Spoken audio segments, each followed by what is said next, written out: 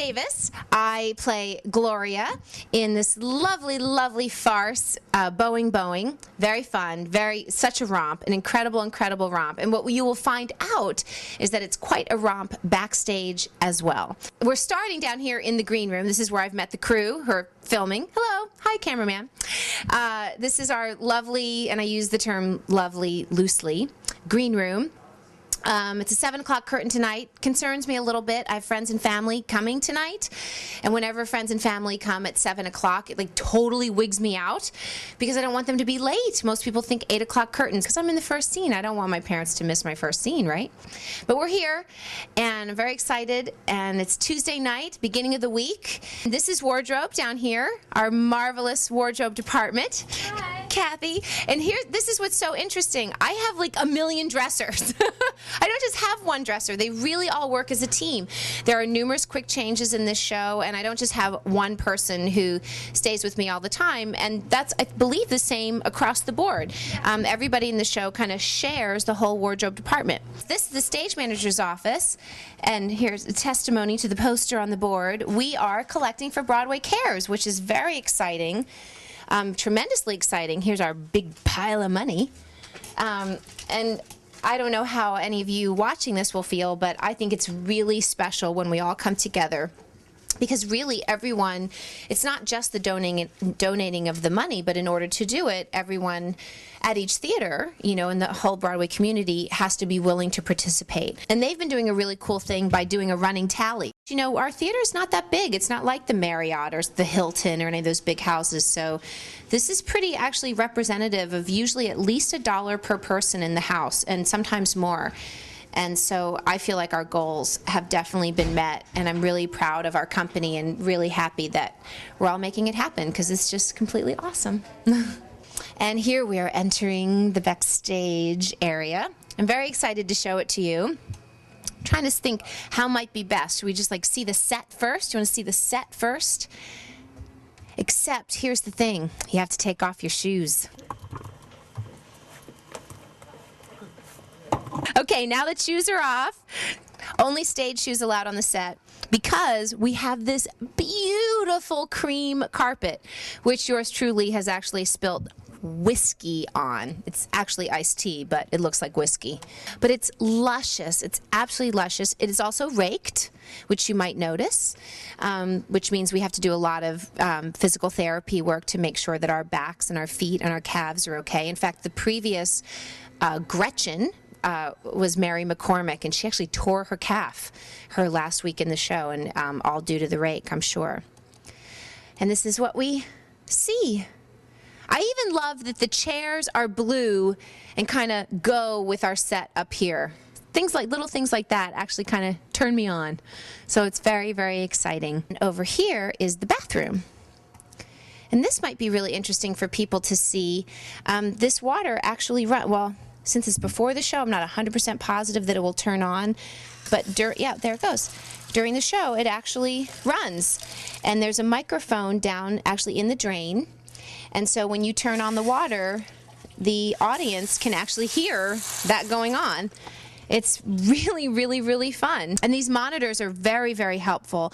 There's a monitor by every entrance, and the reason it's so significant is because although the cues for the play are very tight with the words, anything can happen. And given the nature of the farce and given the nature of the sort of noises off quality that Boeing-Boeing has, you can never risk opening a door at the wrong time. If you open the door at the wrong time, it could mean like, you know, and scene, curtain, over, play's done, because everything gets discovered. So it's very important that you watch the monitor when the play is going on so that you don't just open the door when you hear your cue, but that you actually make sure the other door is closed before you open it. It's just a safety mechanism, and it's paramount. And here we are back at the front, back in the center. And when the curtain comes down, there's our lovely Christine Baranski getting ready to do PT work and stretching and everything because of the raked stage. This is what I do. I work out with my legs because I broke my kneecap 2 years ago, I'm still doing the repair work. I do some yoga, little chanting into the theater for protection. You know, these things we actors do. What else? I do the warm up my voice, and then I sing a little because I'm going to be doing a Stephen Sondheim sing the little night music. So it's great to sing in the theater. I'm practicing my French accent now, oui, because in the play I have to talk with the French accent, oui, Paige? That's right, oui.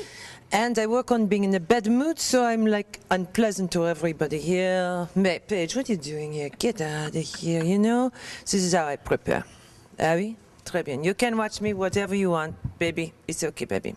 Thank you. She's amazing. But it's so good to see her because I told you it really does take a lot of warm-up. You think, oh, straight play, how much do I have to warm up? But it's a very, very physical play. And like I said, with the Backstage, you know, even someone like Chris, the sheer professional, the consummate, there you go, right there. Do you see me, baby? Can you see this? Watch this. Ooh la la. Marvelous. Sexy, sexy, sexy. So now you're coming to another level in the theater. You've been on stage level. The first rooms that we come to, the first one is actually Greg Gurman's room, which has had a little bit of trading spaces done to it, just a little bit. He may have gotten the short end of the stick. But he's got some orange and some teal, a nice little Eiffel Tower there, and it's got a really cool orange table and some decorative balls and things. So here's Missy's dressing room. Hers was actually the second one to be done, or third, however you look at it. I guess third. Sort of. And mine was like third and a half, I guess. Here's what happened. I sort of kind of decorated my room, but not really. That's like such an exaggeration, I can't even tell you. I put a few things in there. I coordinated it. You know, that's about it.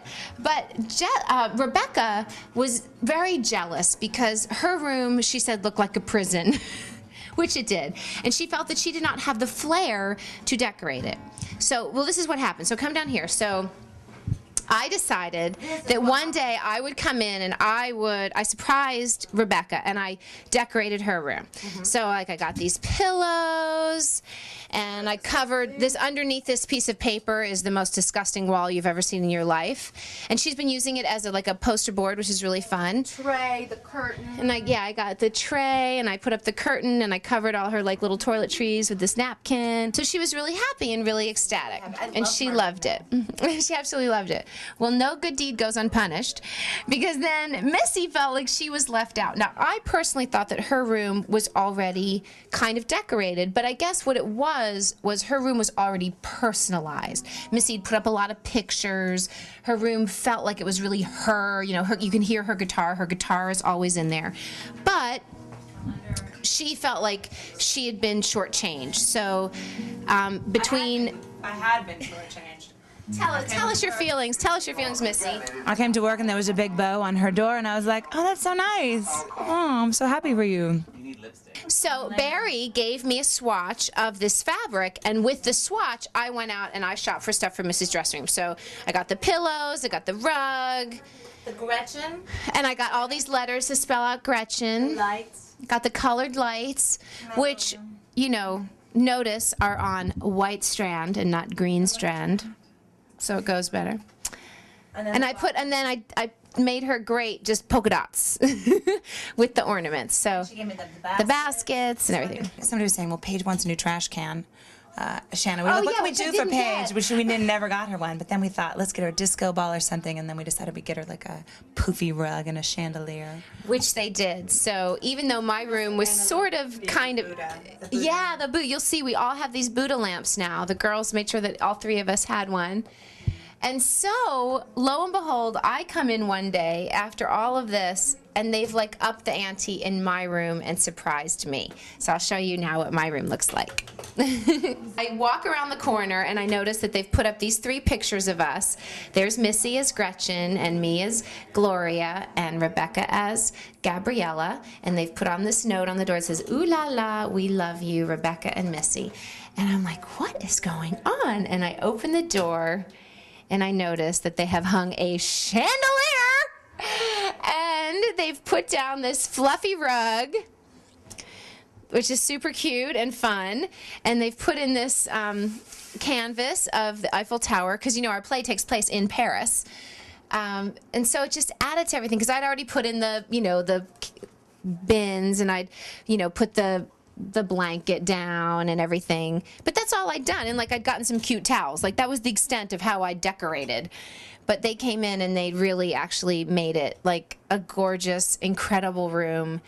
And I was completely and utterly blown away, and I just started bawling like a baby. So it's time for me to get my wig on. Is that like getting your gay on, Shanna? So it's time to get my wig on. Time to get your groove on. It's time to get my groove on.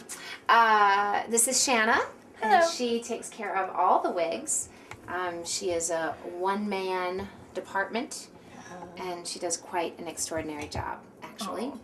I love my wig. In fact, it probably is my favorite part of the costume. And when it comes on, I actually really finally feel like Gloria. It's amazing what a wig can do, and especially a good wig. When, I have on all the 60s makeup right now, but it's still me. But as soon as I get that wig, you're going to see. Gloria appears. And the wigs are so real looking that I've actually had people ask me if I've changed my hair color to blonde. I'm like, yes, I changed my hair color and I grew it 10 inches overnight. Yes. Amazing. Women everywhere want to know the secret. What is the secret? That's so pretty, Paige. I Sexy. know, don't I look great? It's what all the actresses are wearing this year. We all get to look sexy.